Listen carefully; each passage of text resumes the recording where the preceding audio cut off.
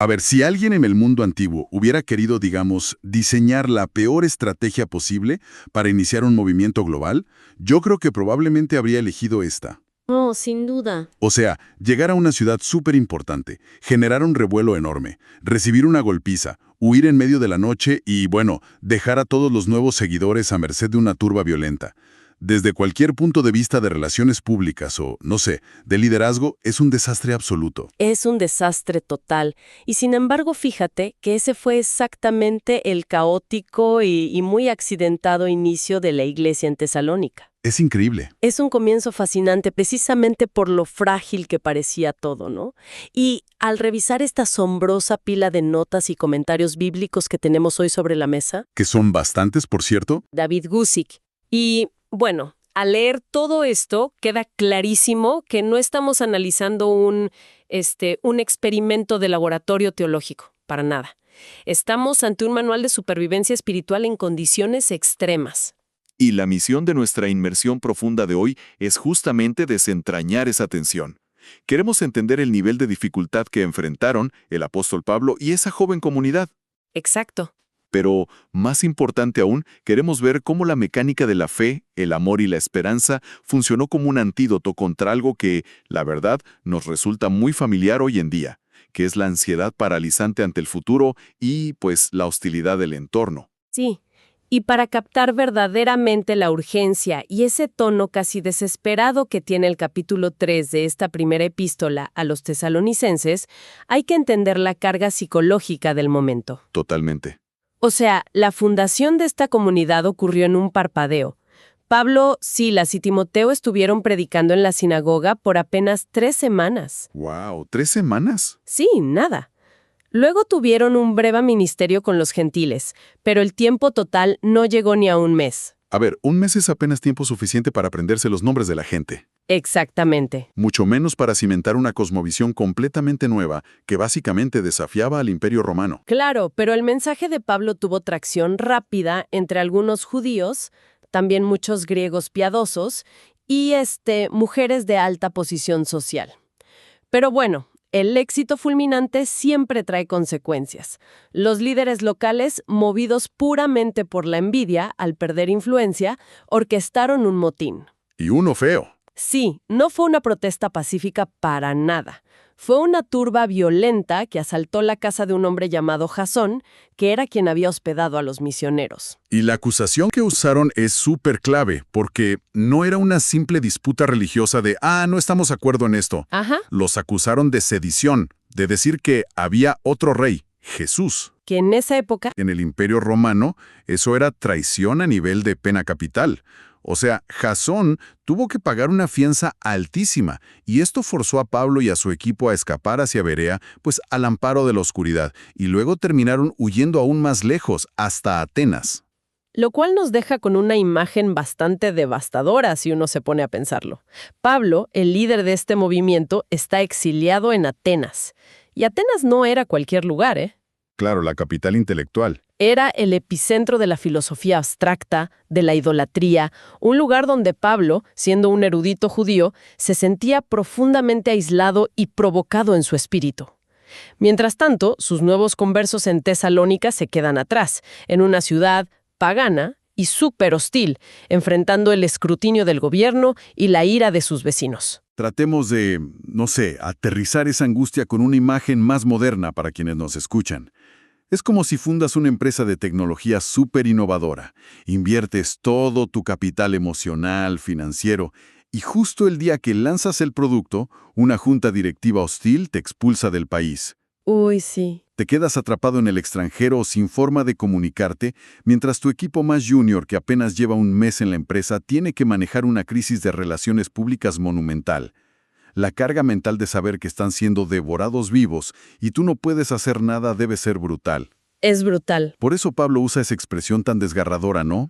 Que estaba separado de vista pero no de corazón. Es una analogía muy precisa. La verdad, porque destaca que el liderazgo de Pablo no era un mero cargo administrativo. O sea, no era un gerente abriendo una sucursal y moviéndose a la siguiente ciudad como si nada. Había un compromiso emocional visceral ahí. Él escribe que intentó volver una y otra vez, Pero aquí es donde introduce un elemento que a menudo confunde a quienes leen esto en la actualidad, porque Pablo afirma sin rodeos que Satanás los estorbó. Espera, detengámonos ahí, porque para la mente moderna, o sea, decir Satanás me estorbó puede sonar a una excusa medio barata, ¿no? Sí, suena pretexto. Suena a decir el perro se comió mi tarea, pero en versión espiritual. O sea, operativamente, ¿qué significa ese estorbo en el contexto del primer siglo? Bueno, es una pregunta crucial, y de hecho, eruditos como David Guzik y Pérez Millos debaten la mecánica exacta de este obstáculo. Algunos sugieren que fue, no sé, una enfermedad debilitante recurrente. Otros apuntan a bloqueos políticos o barreras legales. Como la fianza de Jasón. Exacto, la fianza de Jasón que impedía el regreso de Pablo bajo amenaza de muerte para sus amigos. Pero más allá del mecanismo físico, lo interesante es que Pablo identifica la fuerza motriz detrás del obstáculo. Para él, el mal es una fuerza inteligente y activa. La estrategia satánica no siempre es espectacular o, ya sabes, algo sacado de una película de terror. Claro, no son cabezas dando vueltas. No, a menudo es puramente logística. El objetivo principal de ese estorbo era mantener a Pablo aislado de la iglesia, porque el aislamiento es el caldo de cultivo perfecto para la duda y la destrucción. Y al darse cuenta de que el aislamiento es, de hecho, el arma del enemigo, Pablo toma una decisión táctica súper arriesgada. Él prefiere quedarse completamente solo en Atenas, asumiendo todo el costo psicológico que eso implicaba, y envía a Timoteo de regreso a Tesalónica. Así es. Ahora, enviar a Timoteo no era simplemente mandar un correo electrónico de «Hola, ¿cómo van?». Era una misión de contrainteligencia espiritual. Totalmente. Timoteo tenía la tarea de confirmar y exhortar a la iglesia. Porque la guerra que se libraba en Tesalónica no era solo física. Sí, había persecución, obviamente, pero el verdadero peligro era la desestabilización psicológica. Pablo temía que las aflicciones los inquietaran, que, digamos, la narrativa interna de la iglesia se quebrara bajo la presión. Y el lenguaje original que se usa aquí revela exactamente cómo funciona esa guerra psicológica. Hay un término griego específico para esa inquietud que Pablo quería evitar. Y la imagen que evoca es súper curiosa. ¿Ah, sí? ¿Te refieres a la palabra sainestai? Esa misma. Es brillante. Literalmente describe el movimiento de la cola de un perro cuando adula a su dueño. Un perro moviendo la cola. Así es. O sea, uno pensaría que Pablo usaría una palabra relacionada con ser aplastado o aterrorizado por un monstruo gigante o algo así. Y esa es justamente la trampa. Sainestai nos muestra que en la tentación rara vez ataca de frente con un mazo. A veces utiliza la adulación, la presión social sutil, la seducción de rendirse para estar un poco más cómodos. ¡Wow! Es como si el entorno le susurrara, oigan, miren cuánto están sufriendo. Si simplemente vuelven a las costumbres romanas, si dejan de hablar de este tal Jesús, todo este dolor desaparece. ¿Acaso un Dios bueno los dejaría sufrir de esta manera? El objetivo no era solo asustarlos, sino seducirlos para que abandonaran la fe a cambio de paz social. Pero eso me lleva a un cuestionamiento que, la verdad, me parece inevitable cuando hablamos de este tema. Si alguien revisa las promesas del Evangelio, en general se habla de paz, de salvación, de consuelo. Sin embargo, la mayor garantía que Pablo les dio cuando estaba con ellos, su pronóstico más seguro, por así decirlo, fue que iban a pasar tribulaciones. Sí, se los dijo claramente. Incluso dice que estamos puestos para esto. Es como si el sufrimiento viniera incluido en los términos y condiciones de fábrica. ¿Por qué el dolor parece ser la configuración predeterminada? Pues esa es probablemente la paradoja más grande del cristianismo primitivo. Y para entenderlo, Samuel Pérez Millanos utiliza en sus notas el concepto teológico del crisol. Ajá. No se trata de un masoquismo cósmico donde Dios no se disfruta ver a la gente sufrir. La idea es que la fe auténtica tiene que ser validada en condiciones extremas. El fuego no tiene la capacidad de destruir el oro verdadero. Claro, lo purifica. Exacto, lo que hace es oxidar y quemar todas las impurezas y la escoria. Dios permite la presión hostil del entorno porque es, básicamente, el único mecanismo que separa una creencia superficial, basada en la conveniencia, de una fe genuina y transformadora. O sea que la tribulación no es una señal de que el sistema falló, sino de que el sistema de purificación está de hecho activo. Fuego externo de la persecución. Estaban siendo consumidos por una ansiedad existencial severa respecto al futuro. El comentario bíblico Mundo Hispano profundiza muchísimo en esto. Había un pánico generalizado por el día del Señor, o sea, el retorno inminente de Cristo. Y ahí es donde entra la confusión teológica. Pablo les había enseñado sobre la resurrección, pero debido a que tuvo que huir tan rápido, pues el curso quedó a medias. No tenían el plan de estudios completo. Precisamente. Mira, en la cosmovisión grecorromana, el más allá era bastante sombrío, un mundo de sombras en el Hades. El concepto de una resurrección física y gloriosa era una idea radical. El problema estalló cuando algunos miembros de la Iglesia comenzaron a morir, ya sea de causas naturales o por la misma persecución. Los sobrevivientes entraron en pánico, creyendo que los que habían muerto se iban a perder el gran evento del regreso de Cristo. Se sentían desamparados. Sí, su ansiedad por la línea de tiempo escatológica estaba destruyendo su paz en el presente. Claro, y sumado a eso, es muy tentador, digamos, dejar de pagar el alquiler o abandonar tu trabajo si crees firmemente que el apocalipsis es el próximo martes. Totalmente. Si el mundo se acaba ya, ¿para qué planificar a largo plazo? Todo este cóctel de persecución externa, duelo por los muertos y pánico por el fin del mundo formaba una tormenta perfecta. Entonces, la gran pregunta es, cuando Timoteo regresa a Corinto y se reúne finalmente con Pablo, ¿qué es lo que evitó que esta iglesia colapsara bajo todo ese peso? Pues la respuesta de Timoteo es lo que le devuelve el aliento a Pablo. El informe es abrumadoramente positivo. La iglesia no solo aguantó, sino que está floreciendo. Y la razón de esa supervivencia se destila en la famosa tríada de Pablo, que es fe, amor y esperanza. Pero ojo con esto, no son virtudes abstractas para pintar en un cuadro o poner en un póster. Ajá. Son mecanismos de supervivencia superactivos. Analicemos esa mecánica entonces, porque la verdad es muy fácil diluir el significado de esas tres palabras. Empecemos con la fe. Mahan hace mucho énfasis en sus comentarios en que Pablo no habla de la fe como un sentimiento bonito, sino de la obra de la fe. Correcto. En el mundo antiguo, y bueno, a menudo hoy también, la religión puede ser puramente intelectual o ritualista, ¿no? Asientes a una lista de afirmaciones, haces un par de ritos y ya, terminaste. Pero la fe que sobrevivió al motín en Tesalónica era una confianza radical que generaba acción inmediata. Una fe en movimiento. Exacto. Una fe que no produce un cambio observable en la conducta, simplemente no tenía ninguna utilidad frente a la persecución. Era la base operativa de todo lo demás. El cimiento inamovible, digamos. Luego viene el segundo pilar, el amor. Y aquí las notas de David Guzik hacen una distinción lingüística que me parece, no sé, de las cosas más reveladoras de este estudio.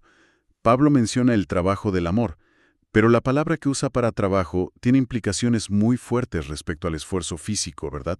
Es una distinción sociológica y teológica brillante. Fíjate que en griego hay dos palabras muy comunes para referirse al trabajo. Una es ergon, que describe una ocupación, algo que puede ser placentero y estimulante. Como un hobby o una profesión que te gusta. Sí, algo así. Pero Pablo usa la palabra kopos. Y kopos significa un esfuerzo extenuante, un trabajo agotador que produce sudor, fatiga, lágrimas. ¡Wow! Y en una cultura donde el trabajo manual y el sudor eran vistos como cosas de esclavos, mientras que, pues, la élite se dedicaba a la filosofía o la política, esto es un giro enorme. Es un concepto totalmente subversivo. Pablo está diciendo que el amor cristiano no es un afecto romántico, no es solo enviar buenos deseos a alguien, es remangarse la camisa, es gastar tu propia energía física y emocional por el bienestar de otra persona, hasta quedar completamente agotado. Entregarse por completo. Claro. La iglesia sobrevivió porque los miembros se desgastaron los unos por los otros. Compartieron recursos, protegieron a los más vulnerables, arriesgaron su propio estatus social. Ese kopos, ese amor de sudor y esfuerzo, fue el tejido conectivo que impidió que la comunidad se fragmentara. Eso desmantela por completo la idea del amor como una reacción pasiva o cursi. Y bueno, finalmente llegamos a la esperanza, que es el tercer pilar. Pablo habla de la constancia en la esperanza. Y aquí quiero plantear un debate clásico. A lo largo de la historia, muchos han criticado esta idea de la esperanza en el más allá, argumentando que vuelve a la gente pasiva. Ah, el argumento marxista clásico, ¿no? Exacto. Ya sabes, la idea de que si esperas un paraíso futuro, pues te vuelves inútil para resolver las injusticias de este mundo actual. Entonces, ¿cómo es que la esperanza de los tesalonicenses no los convirtió en unos fatalistas inactivos? Ese es justo el corazón del asunto. La palabra clave aquí es hipomoné, que se traduce como constancia, resistencia o perseverancia bajo presión. La esperanza bíblica no es el optimismo ciego de, todo va a salir bien al final. No es pensamiento mágico. No para nada. Es una certeza absoluta de que la historia tiene un punto de llegada definido, que es el retorno de Jesús y la instauración de su justicia perfecta. Entonces la brújula apunta a un destino súper seguro. Exacto. Y a ver, cuando sabes con certeza absoluta que el rey viene y que el sufrimiento temporal no es el capítulo final de la historia, las amenazas del imperio pierden su poder coercitivo. La esperanza no anestesia a la persona frente a la realidad actual, al contrario, le inyecta una resistencia que podríamos llamar heroica.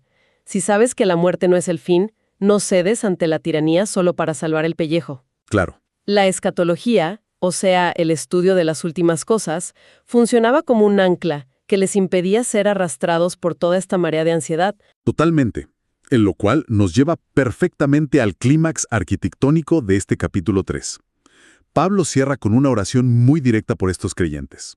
Él les dice que el objetivo final de que el Señor los afirme es que sean irreprensibles en santidad delante de Dios para cuando ocurra esa venida de Cristo. Pero, y aquí viene lo interesante, el camino que propone para llegar a esa santidad rompe con casi todos los estereotipos religiosos que existen. Totalmente. Es un giro monumental en la comprensión de la ética.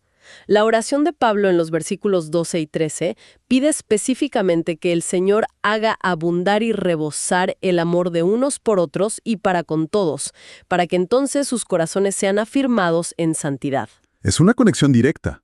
¿Sí? Conecta la santidad de manera inseparable con el nivel de amor que se ejerce diariamente. Y esto es una paradoja enorme para quien analiza el texto desde una perspectiva moderna.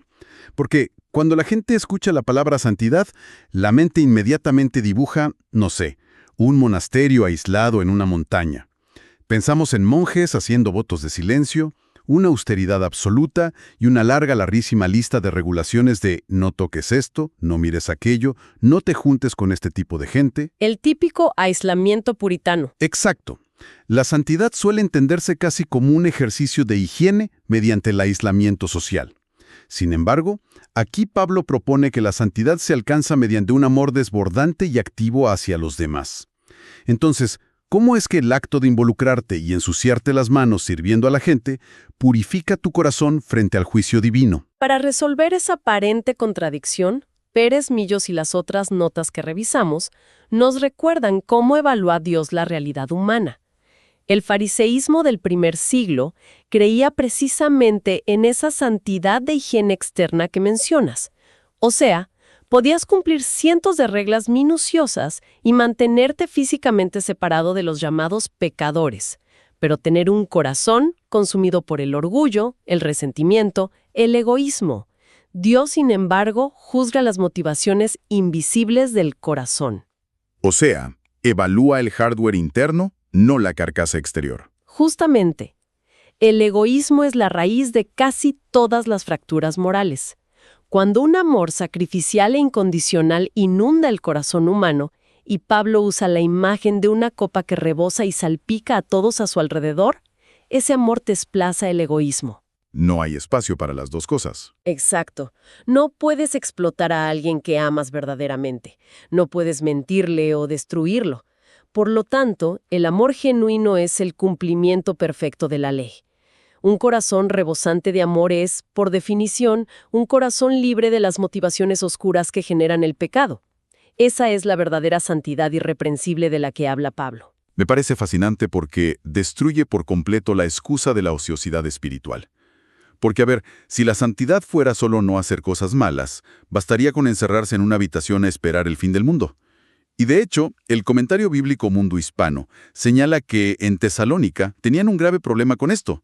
Había miembros que decidieron, literalmente, sentarse a esperar. Sí, la fiebre escapológica los llevó a dejar sus trabajos, empezaron a depender de los recursos de otros miembros y a entrometerse en vidas ajenas porque, pues, tenían demasiado tiempo libre.